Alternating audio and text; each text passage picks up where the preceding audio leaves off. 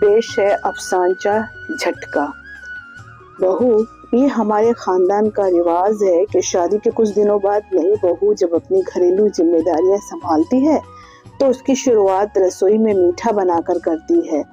क्यों ना बेटा, आज तुम हलवा बना लो। सासू माँ ने अपनी नई नवेली बहू रीमा को बड़े प्यार से समझाते हुए कहा।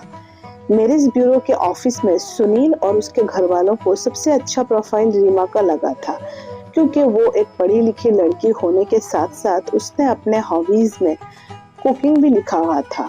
इसलिए रीमा को सबने पसंद किया था। हालांकि उनके घर पे नौकर चाकर सब थे, फिर भी उनका मानना था कि एक सुघड़ बहू को थोड़ी बहुत कुकिंग तो आनी चाहिए। पर माँ जी, आज तक मेरी मम्मी ने मुझे कभी किचन में नहीं भेजा, और तो और मेरे पापा ने कभी मुझे चाय बनाने तक का नहीं कहा। मुझे तो ये सब कुछ नहीं आता। हमारे यहाँ तो ये सब काम नौकर ही करते हैं, रीमा मासूमियत से बोली। व्हाट?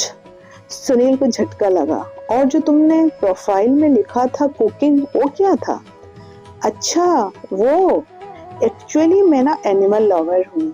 मुझे जब भी वक्त मिलता है तो अपने डॉगी का खाना बड़े प्यार से बना लेती हूँ।